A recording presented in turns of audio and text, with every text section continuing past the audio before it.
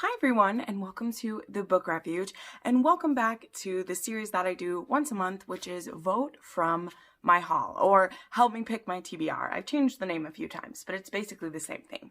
How this works, if you're new to my channel, because a lot of you are, every month I have you guys vote on one of the reads that I will read for the next month.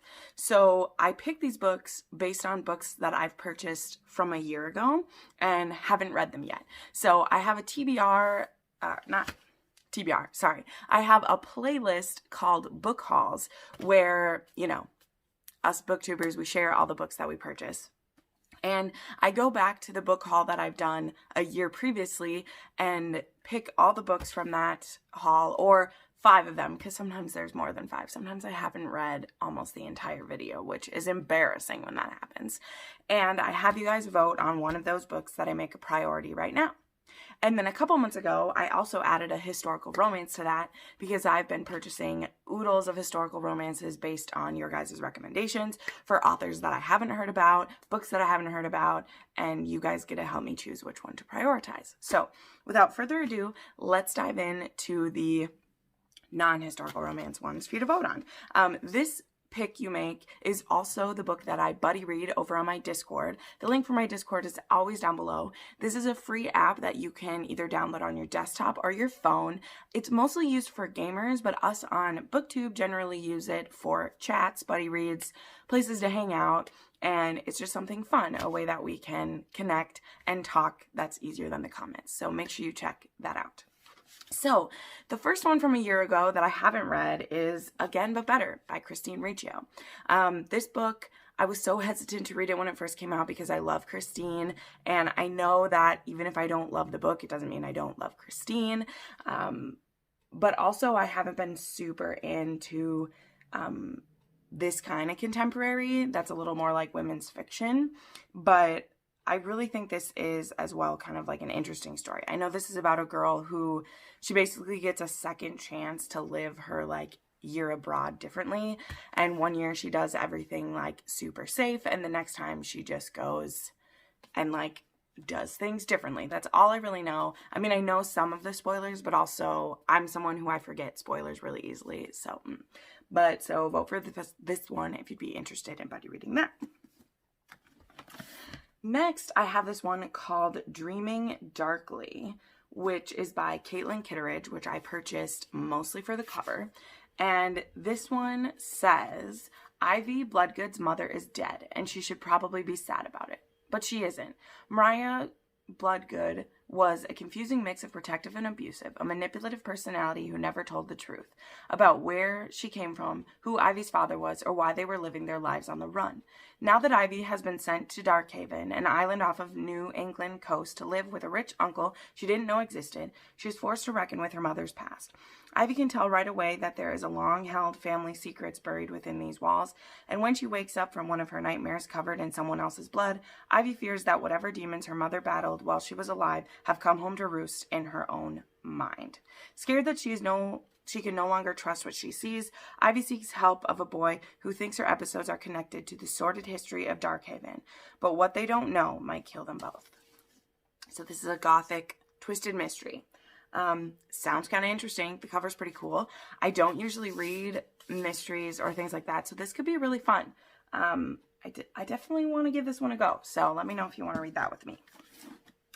Next, we have To Best the Boys by Mary Weber. This one is, I remember this. So this is about a girl who, I know she disguises as a boy to compete for a scholarship, and only males are allowed to win it. And so she ends up disguising herself as a man and then trying to win. So this one has a super long description inside, but I know that that's what it's about. So if you want to read To Best the Boys. Then we have The Sword and the Dagger by Robert Cochran. This one also is really beautiful. This one says 3 sworn enemies, 1 unforgettable journey. Princess Elaine of Tripoli, forced into an arranged marriage. She wants nothing more than to control her own destiny. Prince Conrad of Antioch, a knight obsessed with honor. He is determined to live up to the legacy of his dead brother Charles. And Rashid, trained from childhood by the sect of assassins known as the Nizaris, He has been given a sacred mission to kill the Princess Elaine. During the time of the Crusades, this unlikely trio embarks on a quest to the court of the most fearsome warrior that would yet be known, Genghis Khan. Wow, that sounds cool. Yeah, that sounds exciting. So if you want to read this one, pick that. And then finally, here's one that I can't believe I haven't read yet, and I definitely want to get to soon, even if it doesn't get picked for this. So those are famous last words for me anyway. But this is Stepsister by Jennifer Connelly, which is so beautiful. And this one says, Isabel should be blissfully happy. She's about to win the handsome prince, except Isabel isn't the beautiful girl who lost the glass slipper and captured the prince's heart. She's the ugly stepsister who cut off her toes to fit into Cinderella's shoe, which is now filling with blood. When the prince discovers Isabel's deception, she's turned away in shame. It's no more than she deserves. She cut away pieces of herself in order to become pretty, sweet, more like Cinderella. But that only made her mean, jealous, and hollow. Now she has a chance to alter her destiny and prove that ugly stepsisters have always known. It takes more than heartache to break a girl.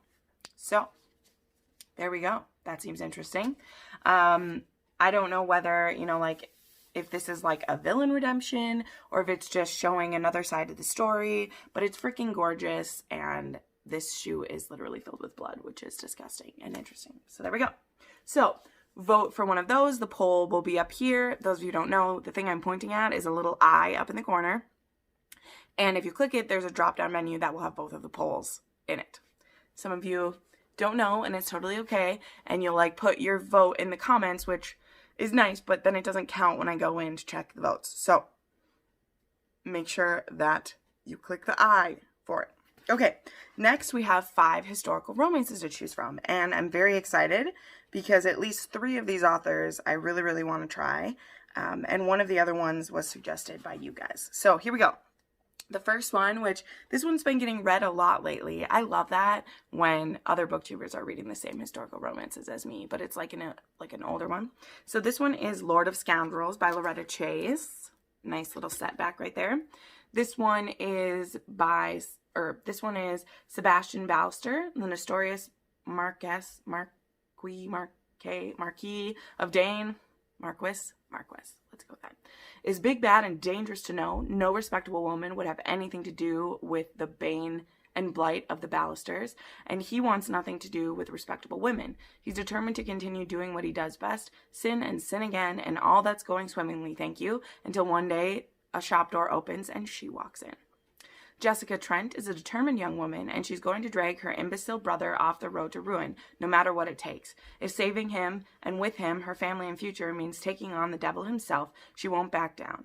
The trouble is, the devil in question is so shockingly irresistible, and the person who needs the most saving is herself. Then we have The Perfect Rake by Annie Grace. This is one that was suggested to you by my viewers, and I've owned it for quite a while now and haven't got to it. This one is Fate has lavished beauty on the Meridew sisters. That is, all save the eldest. But plain Prudence bears no grudge. She loves her 4 beautiful sisters infinitely. So when their brutal grandfather is laid up with an injury, she seizes the opportunity to concoct an ingenious escape plan for all 5 of them. And fast. Renowned rake Gideon Lord Caradice has a way of making ladies swoon, but when Prudence arrives at his doorstep, mistaking him for his cousin, the Duke, it is Gideon who's infatuated. For some reason, this delightful Spitfire has told her uncle that she and the Duke are engaged, although a taller tale was never told. Ooh, I like that. But so taken is Gideon with this charming miss that he's eager to join the game, especially if it includes a stolen kiss or 2. Now Prudence's plot is going terribly, if deliciously, awry. Wow, that one sounds really fun. And that was a tongue twister, and I did a good job, so I'm excited about this. That one does seem super interesting. That is cute. Where can you see these at? There we go. All right, then I have His Scandalous Kiss by Sophie Barnes. And this one says, Thorncliffe Manor is the perfect setting for a masquerade ball, where the heart's secret desires are about to be uncovered in this scintillating Regency romance from Sophie Barnes. So this is Richard Hartley has exiled himself from society since the war, plotting his revenge for a terrible betrayal. A masked ball at Thorncliffe Manor is intended to be a brief diversion. Instead, he encounters a fascinating young woman as entranced by the music as he is. He can't reveal his identity to Lady Mary, but her siren song keeps drawing him back, and their clandestine meeting could be hazardous to his plan and to her virtue. Avoiding an unwanted marriage was easy when Lady Mary was ignored by the ton. Thanks to her dazzling appearance at the masquerade, she's a wallflower no longer. Eligible suitors abound, yet the only man she wants is the brooding, seductive companion who keeps his face hidden, a man who tempts her to disclose her own shocking secret, one that could divide them forever. Ooh. Gosh, I love historical romances, don't you? Then we have The Rogue by Catherine Ashe. I actually have 3 out of the 5 books in this series because I love when books are like all named kind of alike, and then I just purchase them all because I have problems. So this one says, Lady Constance Reed is independent, beautiful, and in need of a husband now. The last man on earth she wants is the rogue who broke her heart 6 years ago. Never mind that his kisses are scorching hot. Ooh. Evan St. Andre Sterling is rich, scarred, and finished with women forever. He's not about to lose his head over the bewitching beauty who once turned his life upside down. But Constance needs a warrior, and Saint is the perfect man for the job. Only as a married woman can she penetrate Scotland's most notorious secret society and bring a diabolical duke to justice. When Constance and Saint become allies and passionate lovers, he'll risk everything to protect the only woman he has ever loved. I'm getting good at this dramatic reading. That's fun. And then the last one that is picked for this is Bringing Down the Duke by Evie Dunmore. And this one is about England in 1879. Brilliant but destitute Annabel Archer is one of the first female students at Oxford University. Her scholarship demands that she recruit men of influence to champion the rising women's suffrage movement. Her target, the cold and calculating Duke of Montgomery, commander of Britain's politics. But Montgomery won't be the kingdom's greatest strategist if he couldn't turn the tables and confront Annabel with an altogether different offer. Locked in a battle with rising passion and impossible attraction, Annabel will learn just what it takes to topple a duke. So I believe that this one is a little more women's fiction than historical romance, but I just want to give this one a try. The sequel to this one is coming out soon, so if you're interested in that, that's fine. So, there we go. Those are the 2 polls you can choose from. Remember to vote up here if you haven't already, and you will find out the results when I do my June TBR, because that's right, it's going to be June. What the hell? Thank you so much for watching. I put up 3 to 4 videos a week, and you can watch some more of them right now. Bye!